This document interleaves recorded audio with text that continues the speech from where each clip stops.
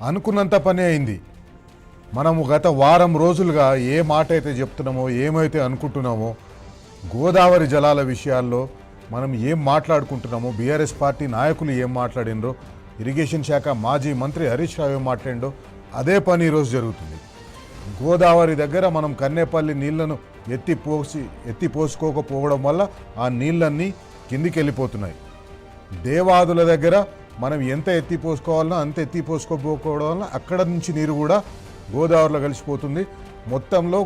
మొత్తానికి గోదావరి ఈ రోజు వరకు మనం చూసుకుంటే 1,20,000 క్యూసెక్కుల పైన నీరు, ఏ నీటినైతే మనం ఒడిసి పట్టుకోవాలనో, ఏ నీటినైతే మన బ్యారేజ్లకు మళ్లించాలనో, ఏ నీటినైతే ఆ బ్యారేజ్ల నుంచి చెరువులకు మళ్లించాలనో ఆ నీరంతా గోదావరిలో కిందికి పోతుంది. సముద్రంలోకి పోతలేదు. అది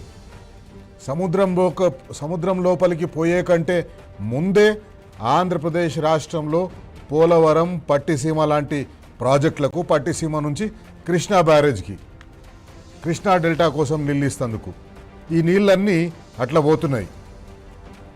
ఏ నీళ్ళనైతే మనం ఒడిసి పెట్టుకోవాలో, ఏ నీళ్లు సూపర్ ఎల్ నినో ప్రభావంతో కరువు పరిస్థితులు నెలకొన్నప్పుడు ఎట్లాగైతే తెలంగాణ రైతాంగాన్ని ఆదుకోవాలని తొలి ముఖ్యమంత్రి కేసీఆర్గా ఆలోచించిందో ఆ ఆలోచనకు గండి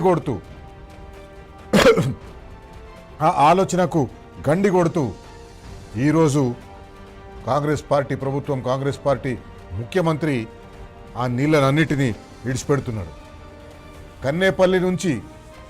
కన్నేపల్లి నుంచి నీళ్ళన్నీ గోదావరి లేకపోతుంటే మన మంత్రులు, ఇరిగేషన్ శాఖ మంత్రి, వ్యవసాయ శాఖ మంత్రి, తెలంగాణ ముఖ్యమంత్రి అటు దిక్కు కన్నెత్తి కూడా చూస్తలేడు.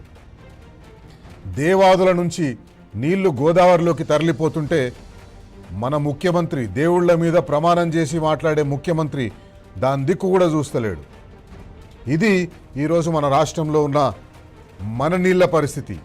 ఏ నీళ్ల కోసమైతే మనం కొట్లాడినామో, ఏ నీళ్ల కోసమైతే తెలంగాణ పల్లె కొట్లాడిందో ఆ నీళ్ల కోసం ఆ నీళ్ళన్నీ ఈరోజు పక్క రాష్ట్రానికి తరలిపోతున్నాయి, కిందికి తరలిపోతున్నాయి, మనకు ఉపయోగపడతలేదు.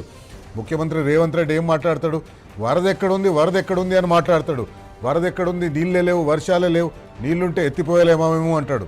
కానీ మనం విజువల్స్లో చూస్తున్నాం, ఎక్కడ చూసినా కూడా, ఎక్కడ ఏ నదిలో, ఎక్కడ ఏ బ్యారేజ్ దగ్గర చూసినా కూడా నీళ్లు తరలిపోతున్నాయి, నీళ్లు పొంగి పొర్లిపోతున్నాయి, గోదావరి జలాలు పొంగి పొర్లిపోతున్నాయి, పక్క రాష్ట్రానికి పోతున్నాయి. మన రాష్ట్రంలో మన తెలంగాణ రాష్ట్ర నాయకులకు, తెలంగాణ కాంగ్రెస్ పార్టీకి, తెలంగాణలో ప్రభుత్వం నడిపిస్తున్న కాంగ్రెస్ పార్టీకి నీళ్ల మీద సోయి లేదు, నీళ్ల మీద తెలివి లేదు. తెలివి లేదని చెప్పే కంటే కాదు, తెలివి లేక కాదు, వీళ్ళు ఏం చేస్తున్నారంటే వీళ్ళ తెలివి తక్కువతనాన్ని, లేకపోతే వీళ్ళు ఈ నటిస్తున్న తెలివి తక్కువతనాన్ని పక్క రాష్ట్రానికి ఉపయోగపడేటట్టుగా చేస్తున్నారు. పక్క రాష్ట్రంలో మీకు ఒక వీడియో చూపిస్తా. మన ఆ తెలంగాణ ఛానల్లేమో ఒక సైడు మనము మా నీళ్లు మాకు కావాలి, మా నీళ్లు గోదావరిలో పొర్లిపోతున్నాయి, మా నీళ్ళని ఎత్తిపోసుకుందాము అని తెలంగాణ ప్రాంతంలో చెప్పవలసిన, తెలంగాణ ప్రాంతంలో ఉన్న ఛానళ్ళు, తెలంగాణలో ప్రసారం చేస్తున్న ఛానళ్ళు, అవి ఆంధ్ర ఛానల్ అయినా ఇంకేవైనా కూడా చెప్పొచ్చు, మన రైతాంగానికి చెప్పొచ్చు. కానీ చెప్తలేరు వాళ్ళు. ముఖ్యమంత్రి రేవంత్ రెడ్డి ఏది చెప్తే అదే చెప్తారు. మనం ఒకసారి చూస్తే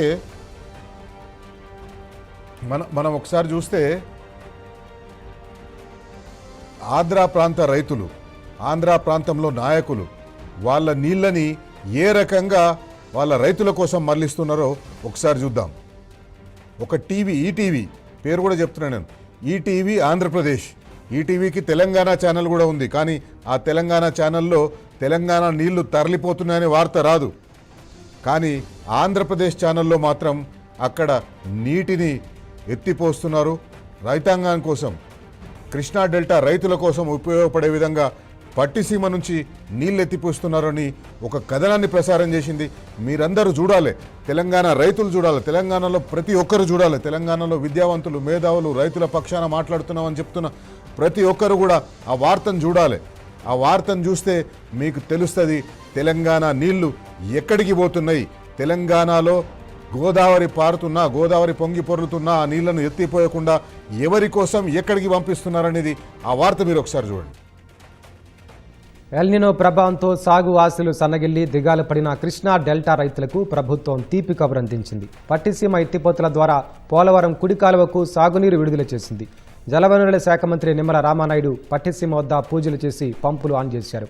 గోదావరికి ఎగువ నుంచి వస్తున్న నీరు సముద్రంలోకి వెళ్లకుండా పట్టిసీమ ద్వారా కృష్ణా డెల్టాకు తరలిస్తున్నామని నిమ్మల చెప్పారు. 56,000 క్యూసిక్ల నీరు ప్రప్రదంగా ఈ సంవత్సరం గోదావరికి ఇన్ఫ్లో వస్తుంది అన్న వెంటనే రాత్రి పోలవరాన్ని టచ్ చేస్తే, ధవళేశ్వరాన్ని టచ్ చేస్తే వెంటనే చంద్రబాబు నాయుడు గారి యొక్క ఆదేశాలతోటి ఇవాళ పట్టిసీమ ఆన్ చేసి, తాడిపూడిని ఆన్ చేసి ఈ పట్టిసీమ నీరు 8,000 క్యూసిక్లు, ఈవేళ 8,000 క్యూసిక్లు కూడా ఈవేళ కృష్ణాకి యాడ్ అవుతుంది. కాబట్టి వెస్ట్ కు సంబంధించినటువంటి కెనాల్ 15వ తారీఖున వాళ్ళకు కూడా గేట్లు ఓపెన్ చేసి వాటర్ ఇచ్చేటువంటి విధంగా ముందుకెళ్తున్న విషయాన్ని ఈ సందర్భంగా తెలియజేసుకుంటూ, విన్నారు కదా ఆంధ్ర మంత్రులు ఏం చేస్తున్నారు, తెలంగాణ మంత్రులు ఏం చేస్తున్నారు. ఆంధ్ర మంత్రులేమో పైనుంచి గోదావరి నుంచి నీళ్లు వస్తున్నాయి, ఆ నీళ్లు వస్తున్నాయి కాబట్టి ఆ నీళ్ళని మేము ఎత్తిపోస్తున్నాము, కృష్ణా డెల్టాకు ప్రకాశం బ్యారేజ్ ద్వారా నీళ్ళు అందించే ప్రయత్నం చేస్తున్నామని ఆంధ్ర మంత్రులు మాట్లాడుతుంటే, మన తెలంగాణ మంత్రులు మాత్రం నీళ్ళే లేవని మాట్లాడుతున్నాడు. ముఖ్యమంత్రి కూడా నీళ్ళే లేవు, వరదనే లేదు, ఎక్కడున్నాయి నీళ్ళు అని చెప్పేసి అని మాట్లాడుతున్నాడు. ఈ కన్నేపల్లి వైపు వీళ్ళు కన్నెత్తి చూస్తలేరు. ఎక్కడైతే కన్నేపల్లిలో మనము నీళ్లు ఎత్తి పోసుకొని ఆ నీళ్లను మన తెలంగాణ రైతులకు మళ్లించొచ్చో ఆ కన్నేపల్లి వైపు కన్నెత్తి చూస్తలేరు. దేవాదుల దిక్కు మాట్లాడితేనే లేరు. దేవాదుల నుంచి మనం 900 క్యూసెక్లు మాత్రం ఎత్తిపోసుకుంటున్నాం. దేవాదుల నుంచి 2.5 టీఎంసీలు ఎత్తిపోసుకునే అవకాశం ఉంది. కానీ అటు దిక్కు పోతలేరు మన మంత్రులు. ప్రతిపక్ష నాయకులు పోతున్నారు. వరంగల్ జిల్లా రైతులు, వరంగల్ జిల్లా నాయకులు దేవాదులకు పోతున్నారు. కానీ వరంగల్ జిల్లాలో ఉండే మంత్రులు వాళ్ళ పంచాయతీల్లో పడిపోయినారు. కానీ రైతుల గురించి పట్టించుకున్న పరిస్థితి లేదు. మనం విన్నాం, మనం చూసినాం వార్తలు, నిన్న మొన్న మాట్లాడుకున్నాం కూడా. వరంగల్లో చెరువులన్నీ ఎండిపోయినాయి, చెరువులలో నీళ్లు లేవు. ఈ టైంకు ఆ చెరువులలో నీళ్లుంటే వ్యవసాయానికి ఉపయోగపడేది, కానీ చెరువులలో నీళ్ళు లేవంటున్నారు. బొద్దుపల్లి రాము జలరంగ నిపుణుడు, తెలంగాణ జలరంగ నిపుణులు, అసలు పట్టిసీమకు ఈ నీళ్ళు ఎట్లా పోయినాయి, పట్టిసీమకు గోదావరి నుంచి నీళ్లు ఎట్లా పోతున్నాయి అనేది ఎక్స్ప్లెయిన్ చేస్తూ ఒక వీడియో చేసిండ్రు. అదొకసారి చూద్దాం. మేడిగడ్డ దగ్గర లక్షల క్యూసెక్లు గోదావరి నుండి సముద్రం పాలవుతున్నాను మనం అనుకుంటున్నాం కదా. అసలు మేడిగడ్డ దగ్గర వచ్చినటువంటి నీళ్లు ఎక్కడ పోతున్నాయి, ఎవరు వాడుకుంటున్న విషయాన్ని మనం ఒకసారి గమనిద్దాము. మనకి మేడిగడ్డ బ్యారేజ్ ఇది. మేడిగడ్డ బ్యారేజ్ దాటినాకనే తెలంగాణలోనే ములుగు జిల్లాలో సమ్మక్క బ్యారేజ్ ఒకటి ఉంటుంది. సమ్మక్క బ్యారేజ్ దాటిన తర్వాత ఖమ్మం భద్రాచలం దగ్గర మనకు సీతారామ బ్యారేజ్ అని ఒకటి ఉంటుంది. ఈ 3 బ్యారేజ్ని దాటుకొని గోదావరి నీళ్లు ఆంధ్రకు పోవాలి. సో ఆంధ్రకు పోయే తరుణంలో మనం ఇక్కడ నీళ్ళు నింపుకోవచ్చు. సమ్మక్క బ్యారేజ్లో కానీ Medigadda barrage Kannapalli pump house దగ్గర నీళ్ళు ఎత్తిపోసుకోవచ్చు.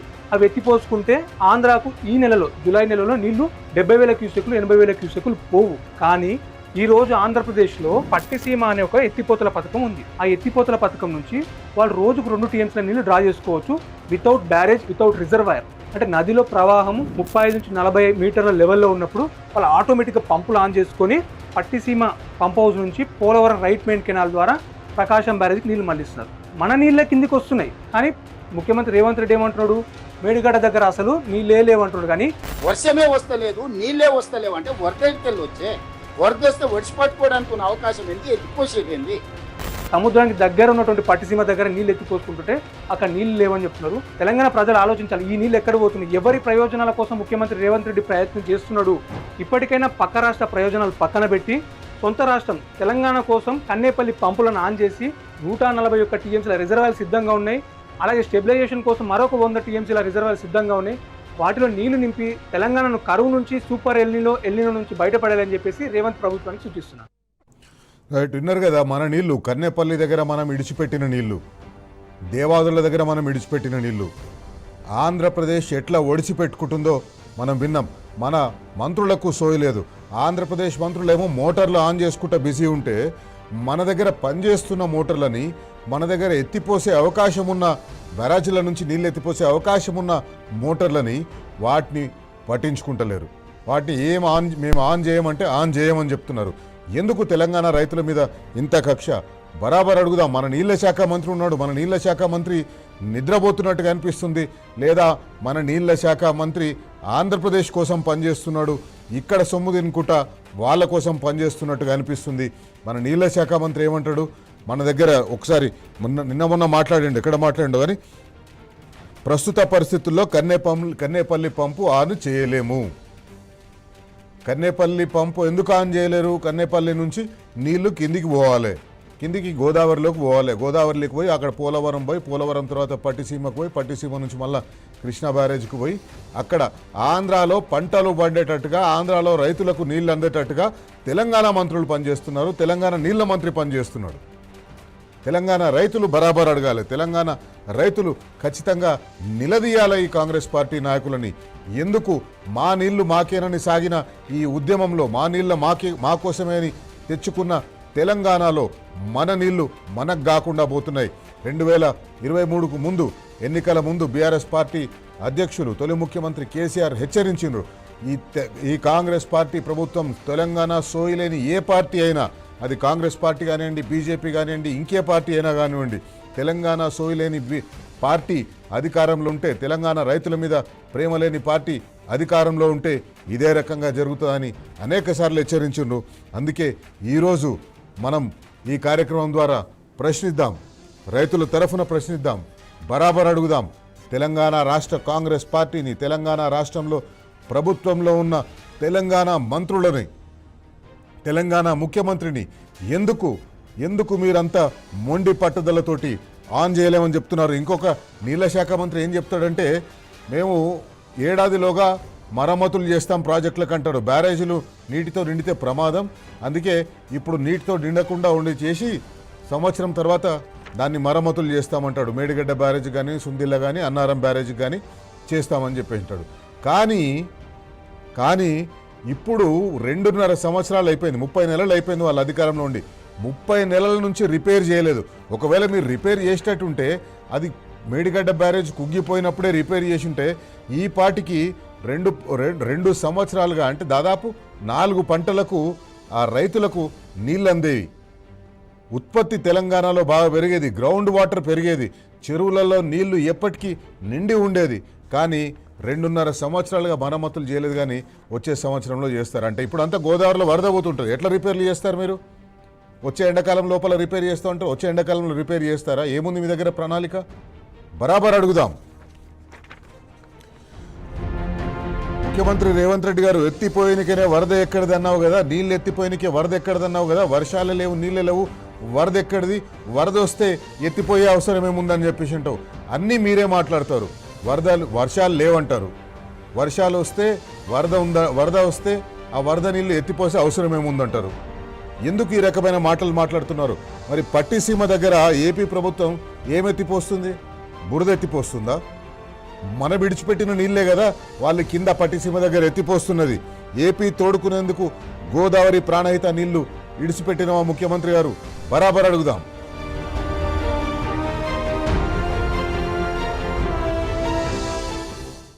కాళేశ్వరం మీద రేవంత్ రెడ్డి పగబట్టిండి. ఎందుకు పగబట్టిండంటే, గలగల గోదావరి తరలిపోవాలి. ఆంధ్రప్రదేశ్ రాష్ట్రం వాళ్ళైతే వాళ్ళ పాటలో వాడుకుంటారు, మా తెలుగు తల్లికి మల్లెపూదండ అనే పాటలో వాడుకుంటారు. గలగల గోదావరి తరలిపోవడం కోసమే ఈరోజు తెలంగాణ రాష్ట్ర ప్రభుత్వం పనిచేస్తుందా? మీ గురువు వద్దనందుకే కాళేశ్వరం, సీతారామ, దేవాదుల మోటార్లు బంద్ పెట్టిన మా ముఖ్యమంత్రి రేవంత్ రెడ్డి, బరాబర్ అడుగుదాం.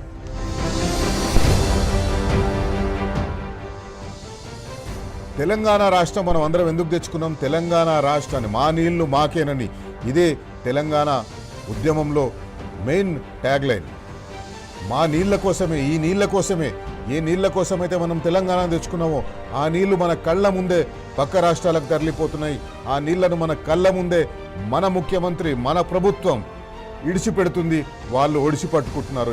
ఏ నీళ్ళనైతే మనం ఒడిసి పట్టుకోవాలనో దాన్ని మనం ఇడిచిపెడుతున్నాం, వాళ్ళు ఒడిసి పట్టుకుంటున్నారు. తెలంగాణ ఇందుకైనా మనం తెచ్చుకున్నది. పరాధీన సీఎంలా పక్క రాష్ట్ర ముఖ్యమంత్రి చెప్పినట్టుగా పనిచేస్తేందుకైనా మీరున్నది. మన జల హక్కులు ప్రమాదంలో పడ్డాయన్నది నిజం కాదా? బరాబర్ అడుగుదాం.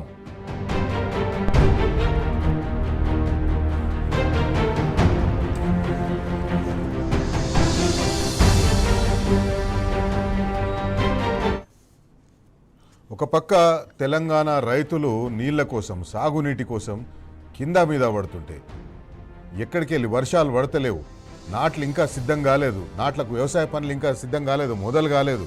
కొందరు మొదలు పెట్టుకున్నారు, ఉన్న నీళ్ళతోటి పనులు చేస్తున్నారు, కానీ ఆ పనులు ముందుకు పోయే పరిస్థితి కనిపిస్తలేదు. అందుకే ఈరోజు మనం బరాబర్ అడుగుదాం, తెలంగాణ రాష్ట్ర ప్రభుత్వాన్ని నిలదీద్దాం, తెలంగాణ రైతుల పక్షాన నిలబడదాం, తెలంగాణ రైతుల కోసం నిలబడదాం, మా నీళ్లు మాకేనని కొట్లాడదాం, బరాబర్ అడుగుదాం. మన అతిథి చిరుమల్ల రాకేష్ కుమార్ గారు ఈరోజు మనతో ఉంటారు, ఆయనతో మాట్లాడదాం, ఆయనతో కలిసి బరాబర్ అడుగుదాం.